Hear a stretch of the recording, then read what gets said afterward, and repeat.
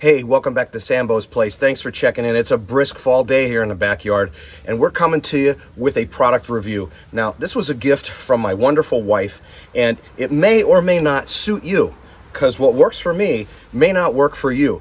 But if you have a variety of grills, whether it's propane, whether it's charcoal, whether it's a camping grill, whether it's over the fire cooking, or whether it's a smoker grill like the Searwood, this might suit your needs for a variety of reasons.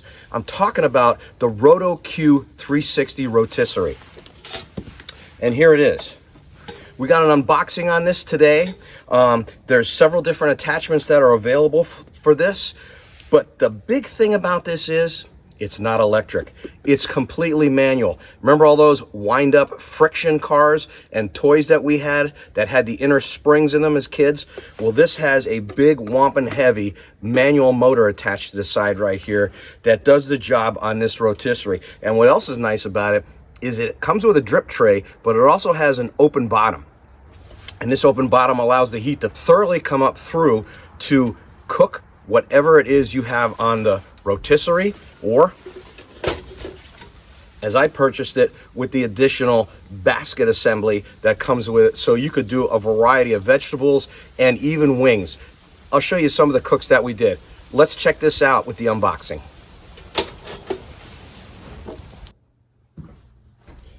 Okay, so here we are with the ROTO-Q 360 unboxing.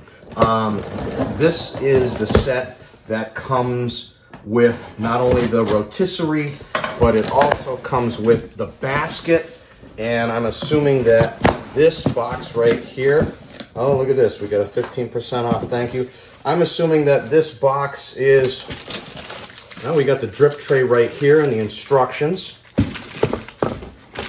And it looks like we have part of the roto unit itself. This is pretty substantial. That right there is the manual crank, and it looks like you get an Allen key crank handle with it. And we're going to follow the instructions so we don't overwind it, obviously. And then that's your lock, I'm sure, right there. That's your lock.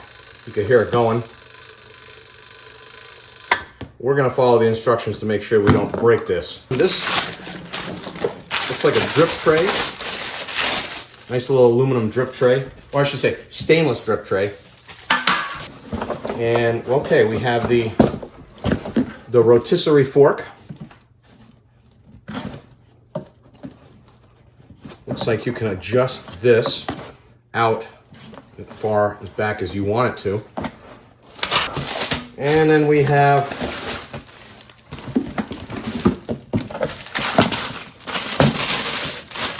looks to me like the fold-up stand for the rotisserie itself. Looks like it folds up and down. I didn't expect that. I expected this to be rigid and not with hinges. It's interesting. And then this, I'm assuming, is the rotisserie basket.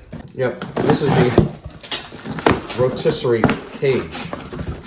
And again, this is completely stainless.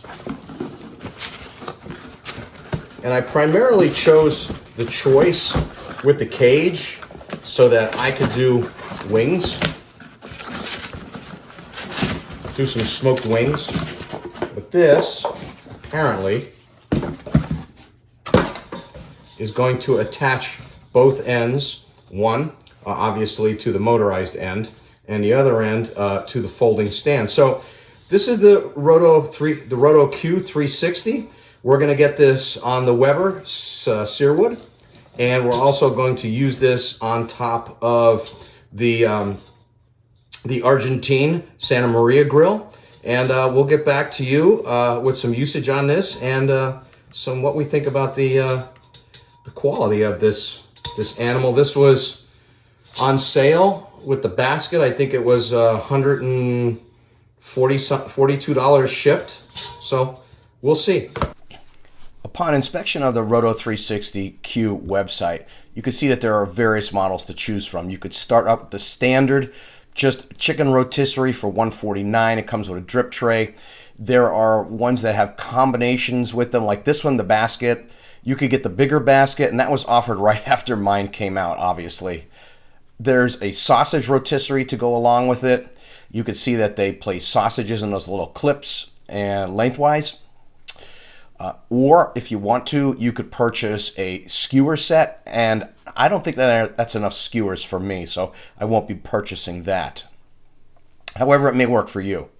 There's also a rotisserie flat cage. Now, they show sausages in this cage, but they also say that you could put fish in these cages as well. So, a lot of accessories for your ROTO-Q 360.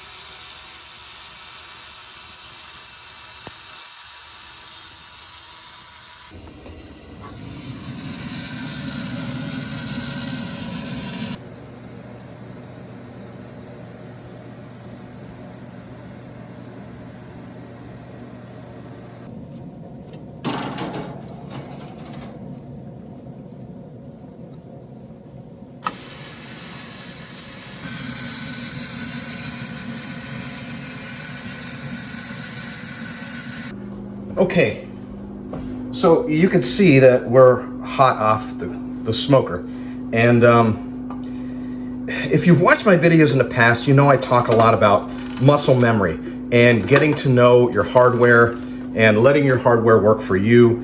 And I think that I need more time with this rotisserie basket because it's a learning experience. Out of the basket, and everything here is 200 and some degrees. But there they are, and man, I mean, look at that. You can see the juices on them. They are crispy golden brown. Okay, so in closing, what are some pros and cons of this, and who is this for? Well, having my wife take a look at this, who's been in manufacturing for 4 to 5 decades, it's all stamped stainless steel, and it's very thin, and it's kind of flimsy. In fact, I've had to rebend the bracket supports a couple times inward because they would fall to the side, and then the side would fall loose, and so it's not as robust as something that you would buy from like maybe Weber or another company that makes third-party rotisseries, electric powered, for your grill. The motor, this is a very heavy assembly, and it stays hot for quite some time after you take this off the grill, so mind that. And with heat, everything expands, and sometimes the cranks, the knob crank and the crank that comes with it, are very difficult to remove until this cools down a little bit. You need yourself a good set of welding gloves or heat gloves when you're operating this, because with 40 cranks max per directions, you're only going to get about 50 minutes, maybe 55 minutes out of this, and then you got to come back and you have to rewind it. So when you're doing that, you're losing heat under the hood of your grill. You've got to handle this, you got to hold it, you got to crank it so you make sure you don't flop your food around or lose anything. It comes down to that muscle memory thing that I've talked about in many of my videos. You got to use something a few times until you really get a feel for what sequence works best for you and how to handle it. Right now I have the rotisserie attachment on. I haven't used it yet. I do plan on doing a chicken on this. A pro for this is you got the open bottom, which allows heat to come through. It folds flat, so it's very portable. Again, who is this for? You could use this in your oven. So who makes rotisserie attachments for their oven? This is the first one I've ever seen.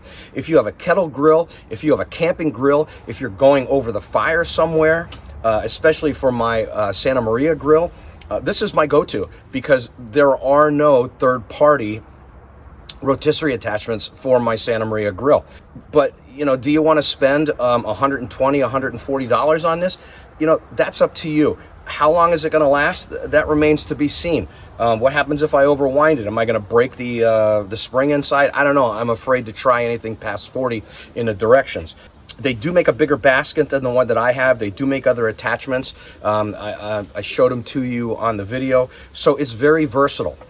It's for anybody that maybe has more than one barbecue device. You know, again, you could use this in your oven. So if I was rating this on a scale of 5 bags of charcoal or 5 bags of wood pellets, I would probably give this a 3.75 out of 5 bags. And you know me, if you watched any of my reviews, I'm not sponsored by anybody. I don't want any money or things from anybody. I'm going to tell you basically how it is. And I'm not going to pull any punches. In fact, I'm going to throw punches. If I see something that's a piece of shit, I'm going to let you know it's a piece of shit. Maybe in 4 months, this thing is going to fall apart. I don't know. But for right now, it's doing a great job at what I'm asking it to do. Again, it's just taking me some time to get to know it with muscle memory. But I want to thank you all for checking in the channel, and Sambo out.